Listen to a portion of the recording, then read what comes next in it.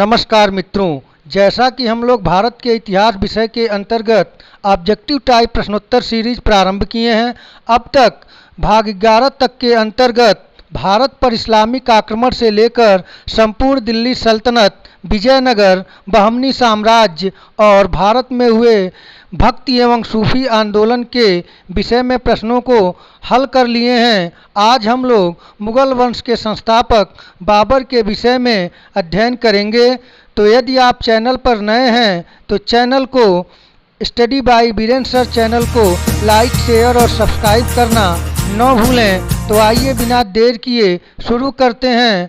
पहला प्रश्न रहा यह मध्यकालीन भारत के मुगल शासक वस्तुतः थे फारसी, अफ़गान, चगताई तुर्क या अरबी।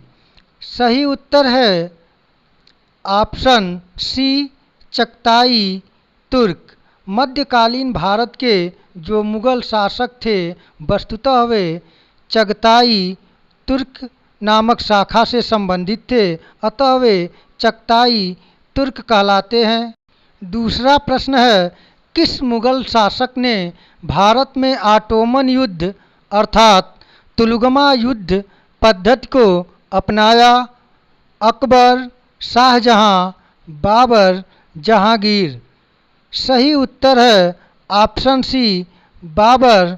मुगल शासक बाबर ने भारत में सर्वप्रथम ऑटोमन युद्ध पद्धति, जिसे हम तुलुगमा युद्ध पद्धति के नाम से जानते हैं, को पानीपत के प्रथम युद्ध 1526 ईस्वी में अपनाया था।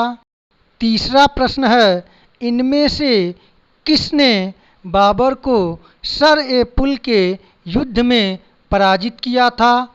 अब्दुल्लाह खां उज़्बेक, शैबानी खां, उबैदुल्लाह खां, जानी बेग। सही उत्तर है ऑप्शन बी, शैबानी खां।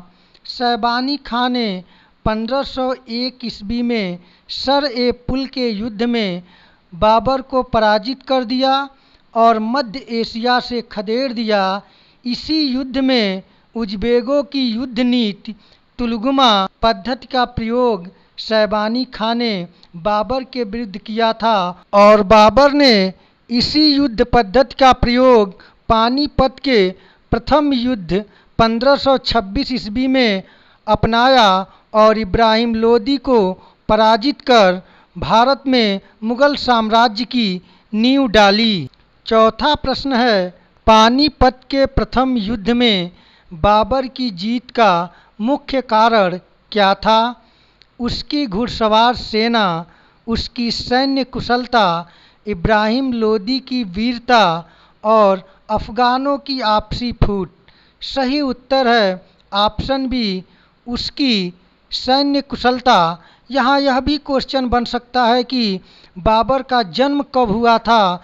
तो बाबर का जन्म 14 फरवरी 1483 ईस्वी में फरगना में हुआ था और उसके पिता का नाम उमर शेख मिर्ज़ा एवं माता का नाम कुतलुग निगार खानम था। आइए अब इस प्रश्न पर आते हैं कि पानीपत के प्रथम युद्ध में बाबर की जीत का मुख्य कारण उसकी सैन्य कुशलता था। पानीपत की पहली लड़ाई 21 अप्रैल 1526 ईस्वी को बाबर एवं इब्राहिम लोदी के मध्य लड़ा गया, जिसमें अपनी सैन्य कुशलता के बल पर बाबर ने विजय प्राप्त की। पांचवा प्रश्न है सही सुमेलित कीजिए। एक तरफ युद्धों का नाम दिया हुआ है तो दूसरी तरफ उनके लड़े गए वर्ष को। तो पहले तरफ दिया है पानीपत का प्रथम युद्ध, खानवा का युद्ध, घाघरा का युद्ध, चंदेरी का युद्ध और दूसरे तरफ 1527 ईस्वी, 1526 ईस्वी, 1528 ईस्वी और चौथा 1529 ईस्वी। इसका सही मिलान है जो पानीपत का प्रथम युद्ध है वह 1526 ईस्वी में लड़ा गया था बाबर और इब्राहिम लोदी के बीच, जिसमें बाबर की विजय हुई। और खानवा का जो युद्ध है यह 1527 ईस्वी में बाबर और राणा सांगा के बीच लड़ा गया। यह बहुत ही महत्वपूर्ण है कि इन चारों युद्ध में बाबर की विजय हुई। तो खानवा का युद्ध 1527 ईस्वी में बाबर और राणा सांगा के मध्य, और घाघरा का युद्ध 1529 ईस्वी में अफगानों और बाबर के मध्य हुआ था, और चंदेरी का युद्ध 1528 ईस्वी में बाबर और मेदिनी राय के बीच हुआ था। छठा प्रश्न है, वह मुगल सम्राट जिसके जीवन से धैर्य एवं संकल्प से सफलता की शिक्षा मिलती है।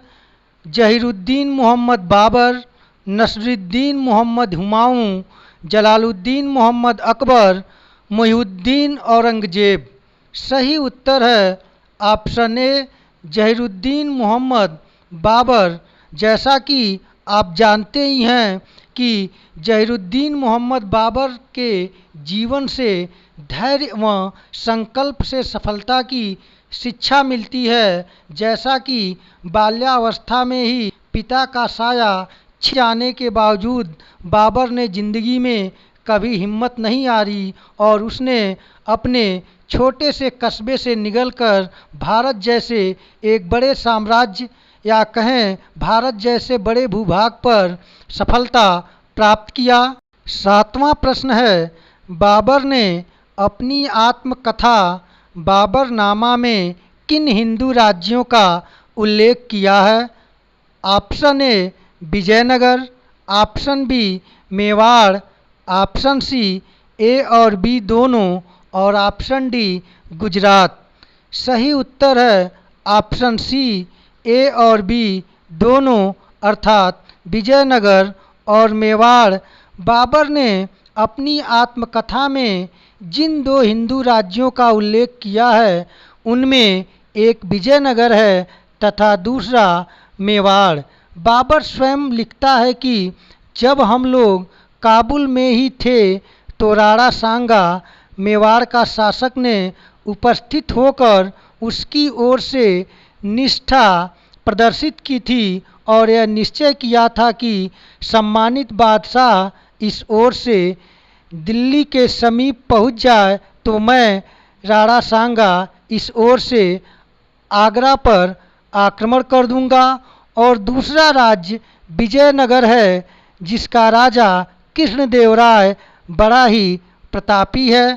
आठवां प्रश्न है, निम्नलिखित रचनाओं में से किनकी रचना बाबर ने किया है। ऑप्शन ए तुजुक ए बाबरी, दीवान, रिसाल ए उसज, मुबैयान, उपरोक्त सभी। सही उत्तर है ऑप्शन ई, उपरोक्त सभी। बाबर ने अपनी आत्मकथा तुजुक ए बाबरी, या जिसे बाबरनामा के नाम से जानते हैं, तुर्की भाषा में लिखा, और इसके अतिरिक्त बाबर द्वारा पद्य रचनाओं का संकलन दीवान में किया गया, जो तुर्की पद्य में श्रेष्ठ स्थान रखता है।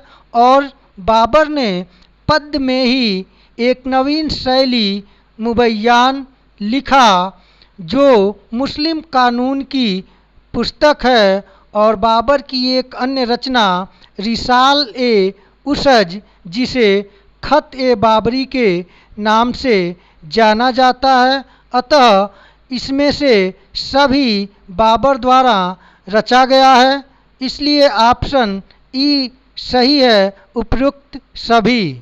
नवा प्रश्न है, अयोध्या स्थित बाबरी मस्जिद का निर्माण किसने कराया था। अकबर, हुमायूं, निजामुल मुल्क, मीर बाकी। सही उत्तर है ऑप्शन डी, मीर बाकी। ऐसी मान्यता है कि मुगल बादशाह बाबर के सेना नायक मीर बाकी ने अयोध्या में बाबरी मस्जिद का निर्माण कराया था। 10वां प्रश्न है, बाबर की मृत्यु कब हुई। 17 मार्च 1530 ईस्वी, 20 अप्रैल 1530 ईस्वी, 26 नवंबर 1530 ईस्वी और 26 दिसंबर 1530 ईस्वी। सही उत्तर है ऑप्शन डी 26 दिसंबर 1530 ईस्वी। बाबर की मृत्यु 26 दिसंबर 1530 ईस्वी में आगरे में हुई। उसे आगरा में नूर अफ़गान आधुनिक आराम बाग में दफना दिया गया, परंतु बाद में उसे काबुल में उसी के द्वारा चुने गए स्थान पर दफनाया गया। 11वां प्रश्न है, बाबर के कितने पुत्र थे? 1, 2, 3, 4। सही उत्तर है ऑप्शन डी 4। बाबर के कुल 4 पुत्र थे, हुमायूं, कामरान, अस्करी और हिंदाल। बाबर ने मरते समय हुमायूं से यह कहा था कि वे साम्राज्य का बंटवारा अपने भाइयों में कर दे और उनसे मित्रता के साथ रहे। इस प्रकार मित्रों, आज के इस 12वें भाग में मुगल वंश के संस्थापक बाबर से संबंधित सभी महत्वपूर्ण प्रश्नों को देख लिया गया। आप इसे अच्छी तरीके से तैयार कर लें, जिससे आप परीक्षा में निश्चित सफलता प्राप्त करें। इसके पश्चात मिलेंगे अगले प्रैक्टिस सेट के साथ। तब तक के लिए धन्यवाद।